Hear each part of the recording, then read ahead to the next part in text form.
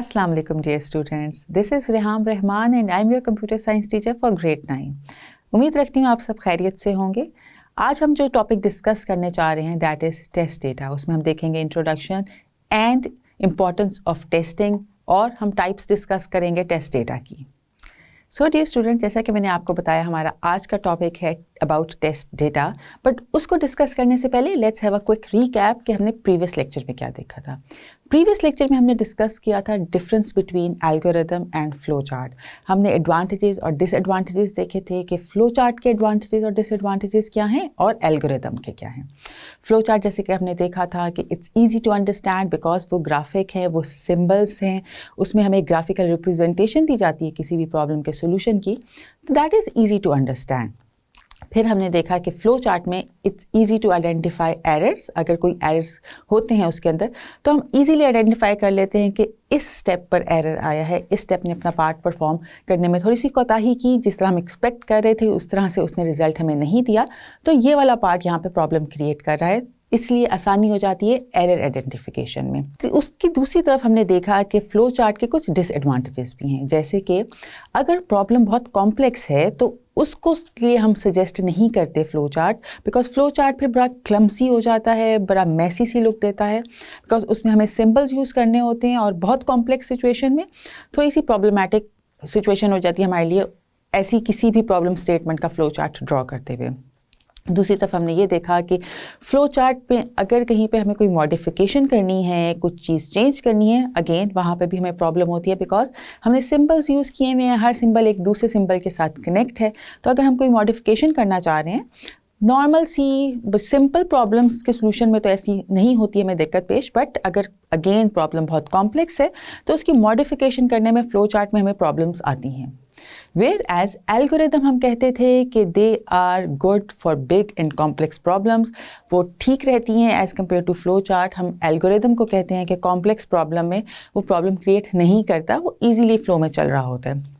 दूसरी तरफ हमें फ़्लो चार्ट की कंपैरेटिवली एल्गोरिदम जो हैं उसके आइडेंटिफिकेशन करना एरर्स की थोड़ा प्रॉब्लमैटिक होता है, बिकॉज जब हम एल्गोरिदम में गो टू की स्टेटमेंट यूज़ करते हैं, गो टू की नोटेशन यूज़ करते हैं, तो हमें वहाँ पे एरर आइडेंटिफिकेशन करने में प्रॉब्लम आती है, बिकॉज ग्राफिकली तो हम उसको देख लेते हैं फ़्लो चार्ट में कि ये वाले पार्ट अपना जो सोल्यूशन था वो परफॉर्म बिल्कुल ठीक किया या नहीं किया, बट एल्गोरिदम क्योंकि एक स्टेटमेंट्स की फॉर्म में हमारे पास आ रहा होता है तो वहाँ पे एरर आइडेंटिफिकेशन थोड़ी सी मुश्किल हो जाती है। ये तो था एक क्विक सा रीकैप हमारी लास्ट लेक्चर का। Let's move towards our today's topic that is test data. बात करने से पहले हम देखेंगे कि टेस्टिंग होती क्या है। What is a testing? Testing is basically an action or a process through which we check someone or something. कोई भी ऐसा एक्शन या प्रोसेस जो हम करते हैं किसी को भी चेक करने के लिए, किसी भी चीज़ को चेक करने के लिए कि क्या वो ठीक है, क्या वो सही तरीके से काम कर रही है, जो हम उसे एक्सपेक्टेशंस लगाए हुए हैं क्या वो उन पर पूरा उतर रहा है या उतर रही है वो चीज़। सो ऐसी चीज़ को, ऐसे एक्शन और प्रोसेस को जिसके थ्रू हम किसी को चेक कर रहे होते हैं उसको हम कहते हैं टेस्टिंग। अगर हम अपनी नॉर्मल लाइफ की बात करें, डेली लाइफ में हम बहुत से टेस्टिंग प्रोसेस से गुजर रहे होते हैं, बहुत सी चीज़ों को हम टेस्ट कर रहे होते हैं, बहुत से लोगों को हम टेस्ट कर रहे होते हैं। फॉर एग्जांपल, अगर हम बात करें कि किसी ने गाड़ी चलानी है, अगर मैंने गाड़ी ख़रीद ली, उसको चलाने के लिए मुझे चाहिए होता है ड्राइविंग लाइसेंस, हर एक को चाहिए होता है ड्राइविंग लाइसेंस। उस लाइसेंस को हासिल करने के लिए आप एक ड्राइविंग टेस्ट से गुजरते हैं। देखा जाता है कि क्या ये इंसान, ये शख्स जो ड्राइविंग करना चाह रहा है उसको ड्राइविंग के रूल्स एंड रेगुलेशंस का पता है, क्या वो प्रॉपरली रोड पर उस गाड़ी को लेकर चल सकेगा। उसके लिए प्रॉपर एक टेस्ट क्लियर करना पड़ता है। टेस्ट क्लियर करने के बाद ही आपको ड्राइविंग लाइसेंस मिलता है, आपको अथॉरिटी मिलती है कि आप गाड़ी को ड्राइव कर सकें। दूसरी तरफ एक और एग्जांपल अगर हम देखें कि अगर आपने अपना नया फ़ोन परचेज़ किया है, मोबाइल फ़ोन लेट्स से आपने नया ख़रीदा है, उसको भी आप चेक करते हैं। ख़रीदने के बाद आप चेक करेंगे क्या उसका साउंड प्रॉपर्ली काम कर रहा है। आप किसी को कॉल में लाएंगे और चेक करेंगे क्या दूसरी तरफ जो कॉल पर शख्स है उसकी आवाज़ आपको प्रॉपर्ली आ रही है और आपकी आवाज़ उस तक प्रॉपर्ली पहुंच रही है। फिर आप चेक करेंगे मोबाइल का कैमरा, कुछ तस्वीर लेंगे और देखेंगे क्या उन पिक्चर्स का रिज़ल्ट जो आप एक्सपेक्ट कर रहे थे वैसा ही आ रहा है।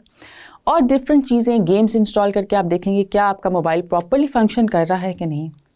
इसी तरह हम और भी बहुत सी अपनी डेली लाइफ में चीज़ें टेस्ट कर रहे होते हैं जब भी हम उनको ख़रीदते हैं, नई चीज़ परचेज़ करते हैं।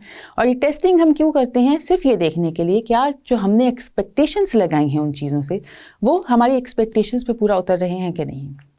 इसी तरह अगर हम बात करें मेडिकल टेस्ट की, बिलफर्ज एक शख्स बीमार है, मेडिकेशन पर है, और ये डॉक्टर ने चेक करना है कि क्या उस मेडिकेशन का उस पर असर कितना चल रहा है, कितनी तेज़ी से वो रिकवर कर रहा है कि नहीं कर रहा, उसको मेडिसिन चेंज करनी है, क्या करना है। उसके लिए डॉक्टर डिफरेंट टेस्ट रिकमेंड करता है, सिर्फ ये चेक करने के लिए कि जो भी मेडिकेशन चल रही है उस शख्स की, वो काम कर भी रही है कि नहीं, कुछ चेंज आया है उसकी हेल्थ में कि नहीं। इसी तरह के डिफरेंट टेस्ट होते हैं। ये तो हमने आपको बहुत बेसिक्स एग्जांपल्स दी, ड्राइविंग टेस्ट हो गया, आपने मोबाइल की टेस्टिंग चेक कर ली, और मेडिकल टेस्ट आपके जो होते हैं। और भी बहुत सी एग्जांपल्स हैं जो कि हम डेली लाइफ में गो थ्रू कर रहे होते हैं, प्रोसेस करते हैं लोगों को चेक करने के लिए, चीज़ों को चेक करने के लिए। ये बात तो की हमने अपनी डेली लाइफ की टेस्टिंग की, बट क्योंकि हम कंप्यूटर साइंस का सब्जेक्ट पढ़ रहे हैं तो हम बात करेंगे what is testing in computer science. Computer science में क्या ताल्लुक है टेस्टिंग का? तो जब हम बात करते हैं कंप्यूटर साइंस में टेस्टिंग की, it's a process to check the behaviour of a software through validation and verification. जब हमने एग्जामिन करना होता है किसी भी सॉफ्टवेयर के बिहेवियर को कि वो क्या प्रॉपर्ली काम कर रहा है, जैसा हमने एक्सपेक्ट किया था, जो हम उम्मीद रखते हैं उस सॉफ्टवेयर से, क्या वो वैसा ही काम कर रहा है कि नहीं, तो हम उसको चेक करते हैं थ्रू वैलिडेशन एंड वेरिफिकेशन। ये जो दो टर्म्स हमने यूज़ की, वैलिडेशन एंड वेरिफिकेशन, इस पे हम बहुत डिटेल में बात करेंगे अपने आने वाले लेक्चर्स पे। बट जब हम कंप्यूटर साइंस में टेस्टिंग की बात करते हैं तो हम सॉफ्टवेयर को चेक करते हैं, उसका बिहेवियर चेक करते हैं थ्रू वैलिडेशन एंड वेरिफिकेशन। इन दो प्रोसेसेस के थ्रू हम चेक करते हैं कि जो सॉफ्टवेयर डेवलप किया है, जो प्रॉब्लम की सोल्यूशन हमने दी है, क्या वो प्रॉपर्ली काम कर रहा है कि नहीं कर रहा। और ये चेक करने के लिए कि जो हमने सोल्यूशन प्रोवाइड किया है किसी भी प्रॉब्लम, क्या वो प्रॉपर्ली काम कर रहा है, क्या वो हमारे एक्सपेक्टेड रिजल्ट्स हमें दे रहा है, इसको चेक करने के लिए हमें उस सोल्यूशन को टेस्ट करना पड़ता है। और हम ये टेस्टिंग करते हैं through test data. Test data के थ्रू हम चेक करते हैं कि क्या जो एक्सपेक्टेड सोल्यूशन है, जो हमने रिकमेंडेड सोल्यूशन है एक्चुअली, क्या वो एक्सपेक्टेड रिजल्ट्स दे रहा है कि नहीं दे रहा। उस प्रोसेस में हम यूज़ करते हैं टेस्ट डेटा को। जैसा कि हम अपने पिछले लेक्चर्स में बात करते रहे हैं कि जब भी कोई मेजर प्रॉब्लम होती है, जो बिग प्रॉब्लम है, हमेशा हम उसको डिवाइड करते हैं सब प्रॉब्लम्स में। एक होल सिस्टम को हम डिवाइड करते हैं सब सिस्टम में, ताकि हम हर सिस्टम पर वर्कआउट करें। फिर हर सब सिस्टम को हम एक्चुअली एवेलुएट करते हैं और उसका सोल्यूशन फाइंड आउट करते हैं, और एंड पे उन सब सिस्टम्स को कंबाइन करके हम होल सिस्टम के सोल्यूशन पर वर्क करते हैं। इसी तरह ही जब हम टेस्टिंग की बात करेंगे तो हम डिवाइड करते हैं एक होल सिस्टम को सब सिस्टम्स में। उन सब सिस्टम को फिर हम इंडिविजुअली चेक करते हैं, इंडिविजुअली उनकी टेस्टिंग करते हैं।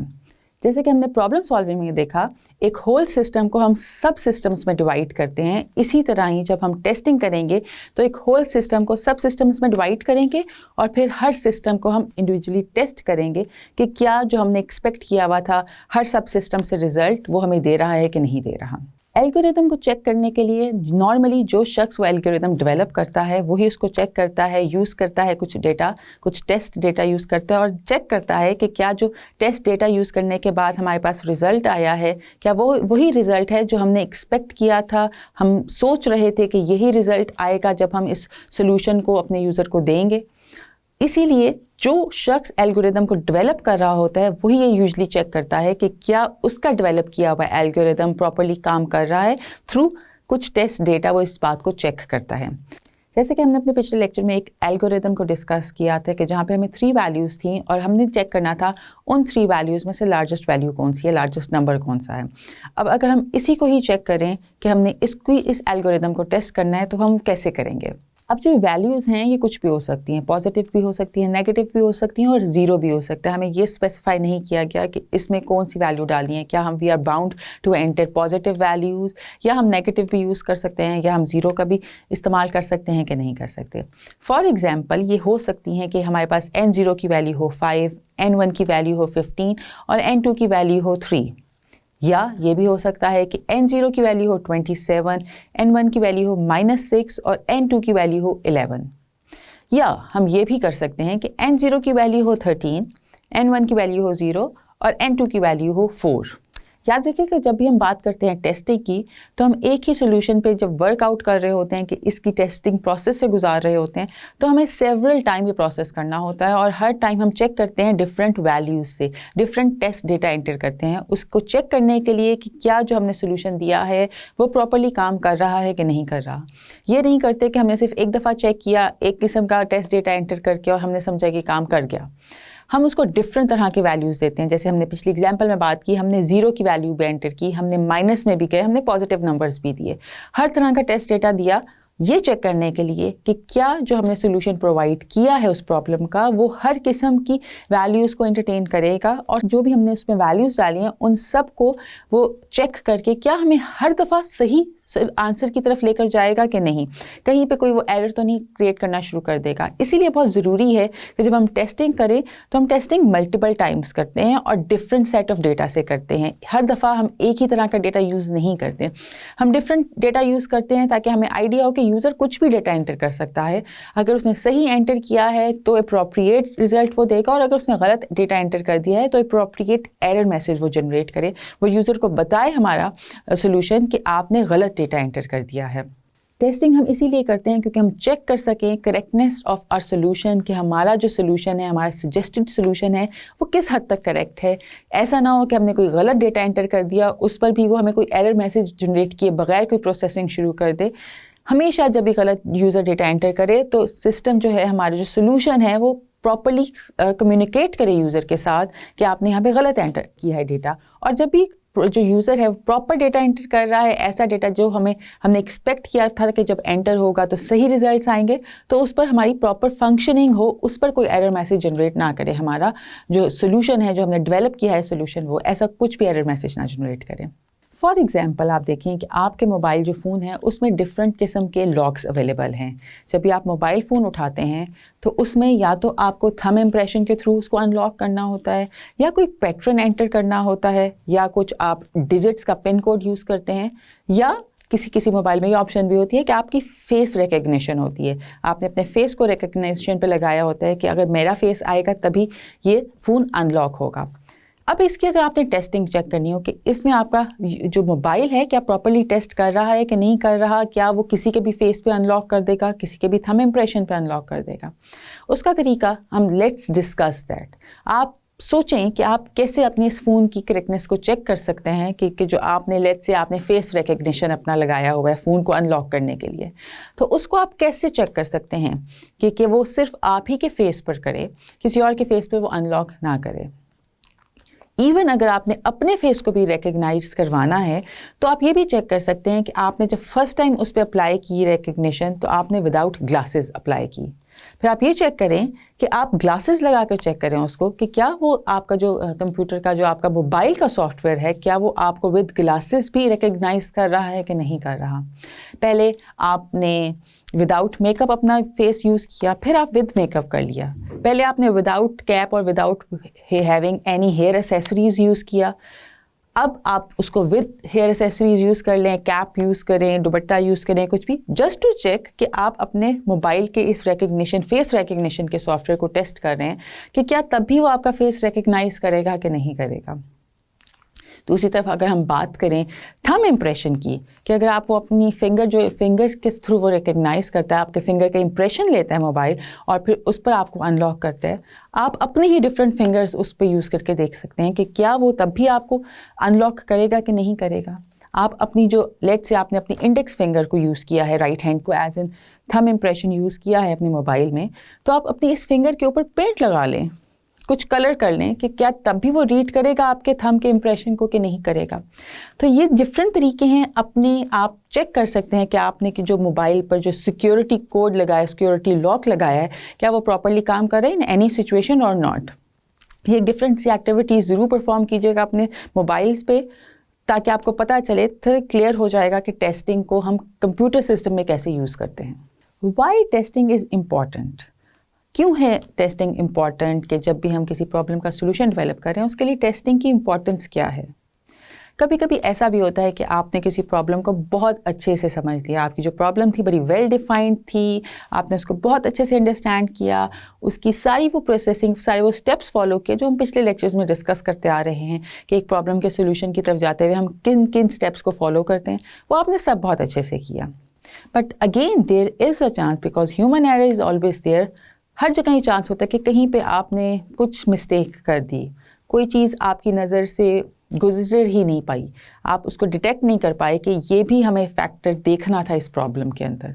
उनको फिगर आउट करने के लिए बहुत ज़रूरी है कि टेस्टिंग करना। टेस्टिंग किए बगैर कोई भी सोल्यूशन हम यूज़र को नहीं दे सकते, बिकॉज हमें खुद को नहीं पता होगा कि क्या जो हमने सोल्यूशन दिया है यूज़र को वो विदाउट एनी एरर है कि नहीं है। क्या यूज़र कुछ भी एंटर करेगा तो किस किस्म का रिएक्ट करेगा हमारा सोल्यूशन जो हम प्रोवाइड कर रहे हैं यूज़र को, क्या वो एरर मैसेज जनरेट करेगा कि नहीं करेगा, या कुछ भी अप एंड डाउन करके किसी भी किस्म की रैंडम आउटपुट यूज़र को दे देगा। सो ऐसी किसी भी प्रॉब्लम से बचने के लिए बहुत इंपॉर्टेंट है कि हम अपने प्रोवाइडेड सोल्यूशन को टेस्ट करें मल्टीपल टाइम्स और with different set of data, और it helps to improve your solution. हो सकता है आपने कोई सोल्यूशन प्रोवाइड किया है और उसमें कोई चीज़ आपकी नज़र से गुजर ही नहीं पाई है। जब आप टेस्टिंग करते हैं तो आपको समझ आ जाती है कि नहीं, इस प्रॉब्लम को मैं ज़्यादा बेहतर तरीके से कैसे सॉल्व कर सकता था। जो मैंने सोल्यूशन दिया है उसमें इम्प्रूवमेंट की गुंजाइश है, मैं उसको इम्प्रूव कर सकता हूँ, उसमें मैं ये चीज़ भी ऐड कर सकता हूँ, मैं उसमें ये इफ़ कंडीशन भी ऐड कर सकता हूँ, ताकि वो प्रॉपरली हर चीज़ को टेस्ट करे। मेरा जो प्रोवाइडेड सोल्यूशन है किसी भी किस्म के एरर की गुंजाइश ना रहे, और अगर कोई एरर है तो फ़ौरन डिटेक्ट हो जाए और उससे रेलिवेंट मैसेज आए। सो ये टेस्टिंग करने से आप खुद की इम्प्रूवमेंट देखते हैं कि आप अपने सोल्यूशन को मज़ीद इम्प्रूव कर पा रहे होते हैं। अब हम बात करते हैं टाइप्स ऑफ टेस्ट डेटा की। To create a proper and sufficient test data is one of the key activities to improve the quality of your solution. जो टेस्ट डेटा है हमने जो डेवलप करना है अपने सोल्यूशन को टेस्ट करने के लिए, it has a very important role. ये बहुत इंपॉर्टेंट है। इससे क्या होता है, इससे हमें मदद मिलती है अपने सोल्यूशन, जो हमने सोल्यूशन प्रोवाइड किया है किसी भी प्रॉब्लम का, उसकी क्वालिटी इंप्रूव होती है, उसकी अहमियत पे मज़ीद इजाफा होता है, क्योंकि हमें पता चल जाता है कि हमने जो टेस्ट किया है वो हमने प्रॉपर टेस्ट किया, हमने प्रॉपर टेस्ट डेटा को यूज़ करते हुए अपने प्रॉब्लम के सोल्यूशन को टेस्ट किया है।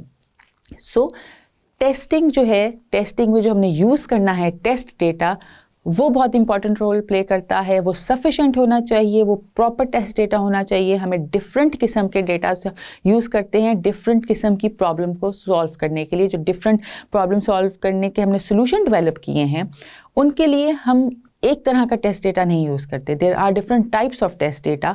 उन डिफरेंट टाइप्स को हम यूज़ करते हैं चेक करने के लिए कि क्या जो हमने प्रॉब्लम का सोल्यूशन दिया है वो वर्कआउट कर रहा है प्रॉपरली कि नहीं। तो अब हम देखेंगे वो कौन सी टाइप्स हैं डेटा की जो हम यूज़ करते हैं किसी भी सोल्यूशन को चेक करने के लिए। क्या वो सोल्यूशन वैलिड है, क्या वो सोल्यूशन बिल्कुल वैसे ही काम कर रहा है जैसे हम उससे उम्मीद रख रहे हैं। उसको चेक करने के लिए different type of test data है जो कि हम अब डिस्कस करेंगे। Let's have a look. So जब हम बात करते हैं टाइप्स ऑफ टेस्ट डेटा की, सबसे पहले हम देखते हैं हमारे पास है वैलिड टेस्ट डेटा, दूसरे नंबर पे है invalid test data, then we have boundary test data, values, then wrong data format, and lastly we have absent data. अब वन बाय वन हम इन सब टाइप्स को चेक करेंगे, ब्रीफली डिस्कस करेंगे कि हर किस्म का जो हमने ये टाइप डिस्कस की है, हमने जो टाइप मेंशन की है टेस्ट डेटा की, वो क्या एक्चुअली फंक्शन परफॉर्म करती है। सो बात करते हैं हम वैलिड टेस्ट डेटा की। वैलिड टेस्ट डेटा को हम नॉर्मल टेस्ट डेटा भी कहते हैं। इसमें हम वो सारी इनपुट लेते हैं टेस्ट करने के लिए, वो सारी इनपुट डालते हैं जो हम एक्सपेक्ट कर रहे होते हैं, जो एक नॉर्मल इनपुट के लिए हम कंसिडर कर रहे होते हैं। हम वो सारी इनपुट डालते हैं सो दैट हमें पता चले कि यूज़र ने जब नॉर्मल इनपुट डाली है जो एक वैलिड है, जो कि हमने कंसिडर की है एक वैलिड इनपुट, जब वो हमारे सिस्टम में डाली जाएगी तो हमारा जो सोल्यूशन है कैसे रिएक्ट करेगा और क्या आउटपुट देगा। अब बात करते हैं हम इनवैलिड टेस्ट डेटा की। इनवैलिड टेस्ट डेटा को हम एबनॉर्मल टेस्ट डेटा भी कहते हैं। इसमें हम ये देखते हैं कि यूज़र ने अगर इनवैलिड एंटर किया है डेटा जो कि हम एक्सपेक्ट कर रहे हैं कि यूज़र ना डाले, अगर वो यूज़र एंटर करता है तो हमारा जो सोल्यूशन है, हमारा सिस्टम कैसे उस पर रिएक्ट करता है और क्या वो उस पर प्रॉपर एरर मैसेज जनरेट करता है कि नहीं करता। फिर बात आती है बाउंड्री टेस्ट डेटा वैल्यूज़ की। इसमें हम चेक करते हैं कि जो बाउंड्रीज़, हमने जो लिमिट सेट की है कि यूज़र 0 से सिर्फ 100 तक, फॉर एग्जांपल मैं बात कर रही हूँ कि अगर यूज़र सिर्फ 0 से 100 तक की वैल्यूज़ में ही एंटर कर सकता है, तो क्या वो उस बाउंड्री को मैच कर रहा है कि नहीं कर रहा, उस बाउंड्री से एक्सीड तो नहीं कर रहा, या उस बाउंड्री से उसने लो वैल्यू तो नहीं डाल दी। तो ये बाउंड्री वैल्यू जो हम सेट करते हैं, बाउंड्री टेस्ट डेटा के थ्रू हम सेट करते हैं, इसको चेक करते हैं कि हमारे सिस्टम में प्रॉपरली काम किया कि नहीं किया। अब देखते हैं हम रॉन्ग डेटा फॉर्मेट को। इसमें हम चेक करते हैं कि क्या डेटा जो यूज़र ने डेटा इनपुट किया है उसका फॉर्मेट वही है जो हमारे सोल्यूशन में रिक्वायर्ड है कि नहीं। फॉर एग्जांपल, अगर कहीं पे किसी जगह पर रिक्वायर्ड है कि यूज़र ने सिर्फ न्यूमेरिक वैल्यू ही एंटर करनी है, सिर्फ उसने इंटीजर की फॉर्म में ही कुछ एंटर करना है, वहाँ पे अगर यूज़र बिल फर्स्ट कोई कैरेक्टर एंटर कर देता है, कोई अल्फ़ाबेट एंटर कर देता है, तो हमारा जो सोल्यूशन है वो कैसे उस पर रिएक्ट करेगा और क्या एरर मैसेज जनरेट करेगा, उसको चेक करेगा कि नहीं करेगा, या उसको इग्नोर करके उस पर प्रोसेसिंग शुरू कर देगा। तो इस चीज़ को हम चेक करते हैं थ्रू रॉन्ग डेटा फॉर्मेट के थ्रू। अब लास्टली हम बात करेंगे एब्सेंट डेटा पर। Absent data, it's important to investigate कि क्या हमारा प्रोसेस जो हमने सोल्यूशन दिया है वो स्टिल वर्कआउट करेगा, कि अगर कोई जो यूज़र ने डेटा एंटर करना है वो एब्सेंट है, यूज़र कुछ एंटर करना भूल गया है। फॉर एग्जांपल, कुछ फॉर्म्स होते हैं ऐसे जिसमें रिक्वायर्ड होता है, आपको स्टाइरिक नज़र आ जाता है रेड कलर का, कि वो फील्ड रिक्वायर्ड है, उसको फिल ज़रूर करना है आपने इन एनी केस। तो अगर उस सिचुएशन में यूज़र उसको एंटर नहीं करता, उसको एम्प्टी छोड़ देता है, तो तब हमारा जो सिस्टम है, जो हमारा सोल्यूशन है, उस पर कैसे रिएक्ट करेगा, क्या प्रॉपर एरर मैसेज जनरेट करेगा, या अगेन उसको इग्नोर करके वो आगे प्रोसेसिंग शुरू कर देगा। सो डियर स्टूडेंट्स, ये था हमारा आज का लेक्चर। उम्मीद है आपको अच्छी तरह से समझ आया होगा। आपने क्या करना है कि आपने अब जो आज हमने इस लेक्चर में जो भी पॉइंट्स डिस्कस किए हैं उनको रिवाइज करना है। हम मिलेंगे इंशाल्लाह अपने नेक्स्ट लेक्चर में। तब तक के लिए अपना ख्याल रखिएगा। अल्लाह हाफिज़।